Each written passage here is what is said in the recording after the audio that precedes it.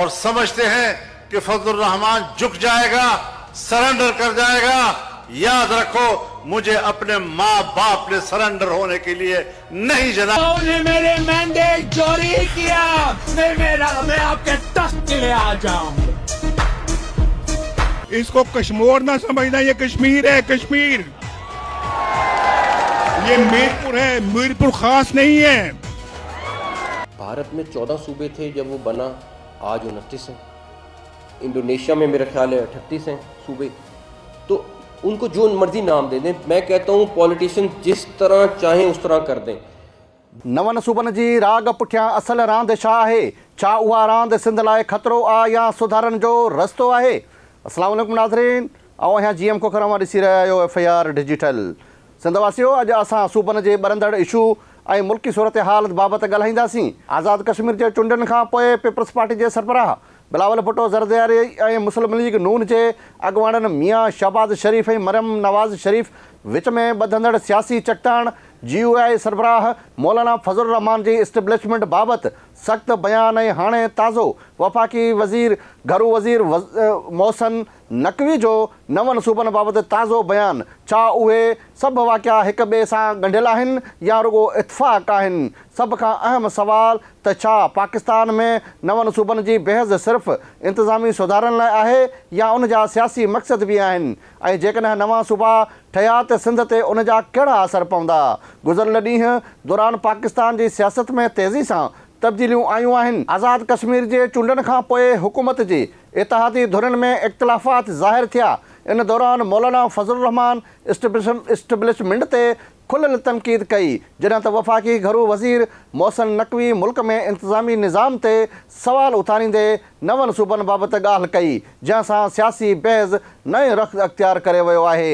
जॾहिं त पाकिस्तान में नवनि सूबनि जो ज़िक्र थिए थो, सभ खां वधीक बहस सिंध बाबति थींदो आहे, छो त सिंध पाकिस्तान जी मैशियत जी रेढ़ जी हॾी आहे। कराची मुल्क जो सभ खां वॾो माशी मर्कज़, सामूंडी वापार जो दरवाज़ो ऐं क़ौमी आमदनी जो अहम ज़रियो आहे।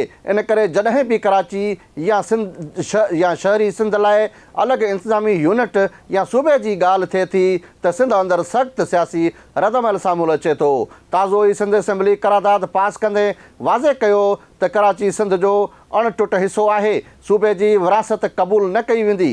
जॾहिं त MQM पाकिस्तान इन मौक़िफ़ सां इख़्तिलाफ़ात कंदे नवनि इंतिज़ामी यूनिटनि ते आइनी बहस जी हिमायत कई। हिमायत कंदड़नि जा दलील आहिनि त वधंदड़ आबादी सबबि मौजूदा सूबा तमामु वॾा थी विया आहिनि। माण्हुनि ताईं हुकूमत जूं सहूलियतूं आसानी सां नथियूं पहुचनि। नवां सूबा बणजण सां इंतिज़ाम बहितर थींदो, मक़ामी माण्हुनि खे वधीक नुमाइंदगी ऐं तरक़ीअ जा मौक़ा मिलंदा।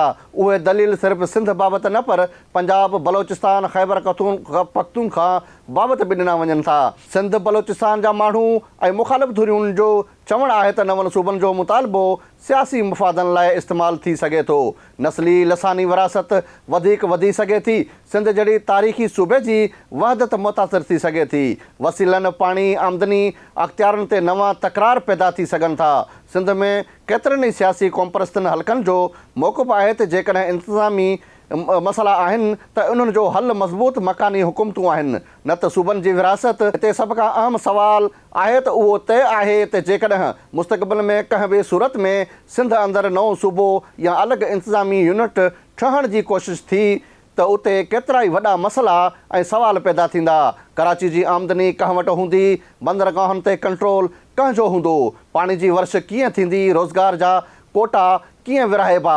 सिंध जी सियासी ताक़त ते कहिड़ो असरु पवंदो? उहे सवाल रुॻो सियासी न पर माशी ऐं आइनी अहमियत बि रखनि था। पाकिस्तान जे आइन मूजिबि कंहिं बि सूबे जूं हदूं तब्दील करण लाइ लाॻापियल सूबे जी असेंबली जी मंज़ूरी ज़रूरी हूंदी आहे। उन करे कंहिं बि नए सूबे जो क़याम सिर्फ़ु बयाननि सां न पर आइनी ऐं पार्लियामेंटी अमल सां ई मुमकिन आहे। सवाल सिर्फ़ु नवनि सूबनि जो नाहे, असल सवाल सुठी हुकुमरानी, वसीलनि जी मुनसिफ़ानी वर्श, मज़बूत मकानी इदारनि में आवाम ताईं सहूलियतनि जी फ़राहमी जो आहे। जेकॾहिं नवनि सूबनि जो मक़सदु इंतिज़ामी बहितरी आहे त उन ते आइनी जमहूरी बहस थियणु घुरिजे, पर जेकॾहिं ही बहस सियासी दबाव चूंडनि खां या ताक़त जो तवाज़ुन लाइ इस्तेमालु थियो त पोइ मुल्क में नवां तकरार बि जनम वठी सघनि था। सिंध बाबति हर फ़ैसिले जो असरु सिर्फ़ु हिकु सूबे ताईं महदूद न रहंदो, पर पाकिस्तान जी मइशियत, वफ़ाक़ी निज़ाम ऐं क़ौमी सियासत ते बि पवंदो। आख़िर में सुवाल अव्हां लाइ, छा पाकिस्तान खे वाक़ई नवनि सूबनि जी ज़रूरत आहे या मौजूदा सूबनि अंदरि बहितर इंतिज़ाम, मज़बूत मकानी हुकूमतूं, वसीलनि मुनसिफ़ानी वर्श ते असलु हल आहे? पंहिंजी राय ज़रूरु कमेंट्स में लिखिजो। ख़ुदा हाफ़िज़।